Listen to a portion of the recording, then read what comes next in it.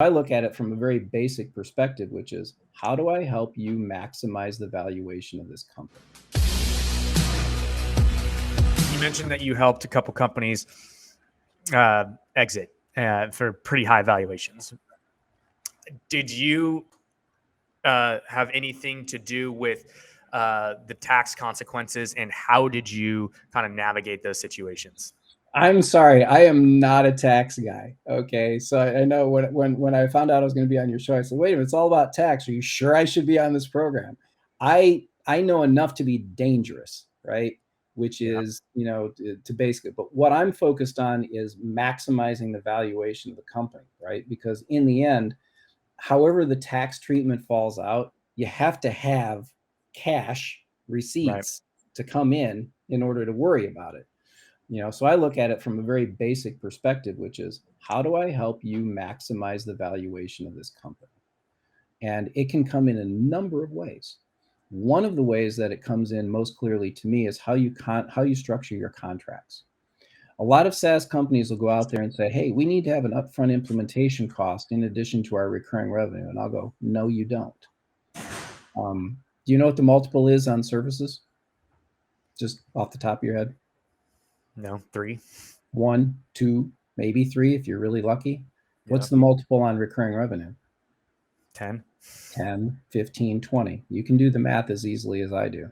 If 25% or 50% of your revenue is coming from implementation services and the rest of it's coming from ARR, you're screwing yourself. Done. Plainly, you're screwing yourself. Okay? Because what you should be doing is figuring out 3 things. 1, how do I make my product stand up on its own so that I don't have to have implementation costs?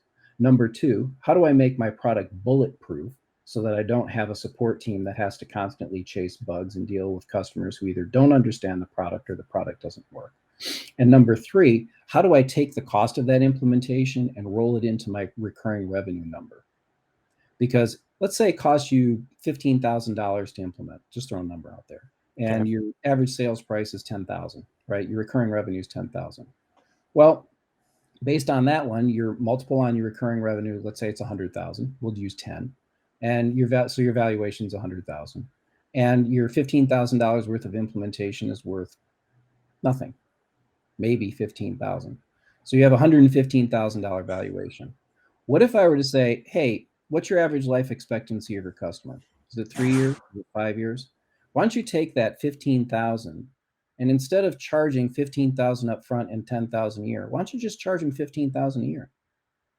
Now the valuation is 150 out of the gate. Before you haven't even changed anything. All you did was change the contract and the terms. You still have the implementation team, they're still there. Now the focus will be on your gross margin.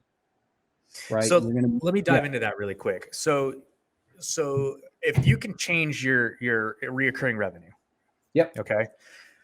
I mean, that basically adds $15,000 of cost every single year to that client.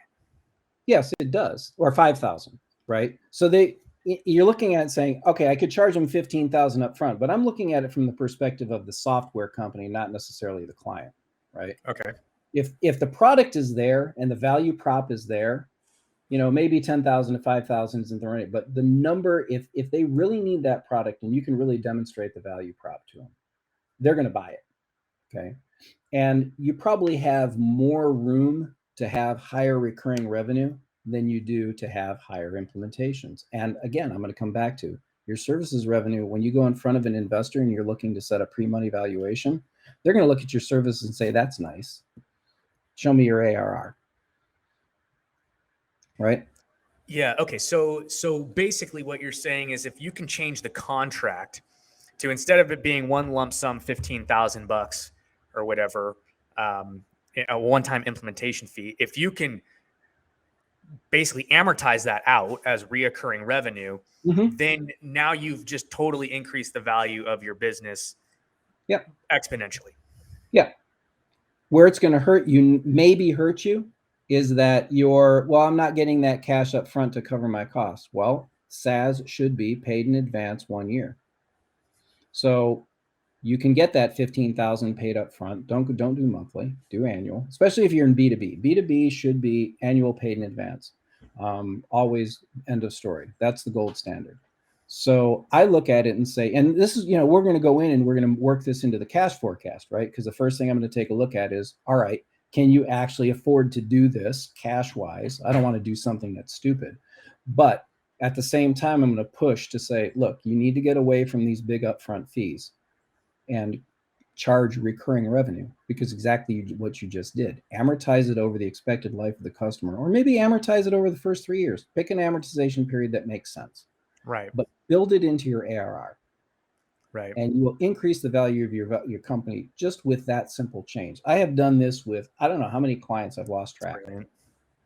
And because they're like, oh, we got to do this. I'm like, no, you don't. This is what you have to do.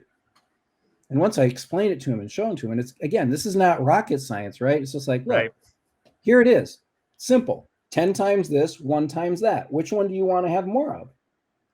Yeah. No, that makes a lot of sense.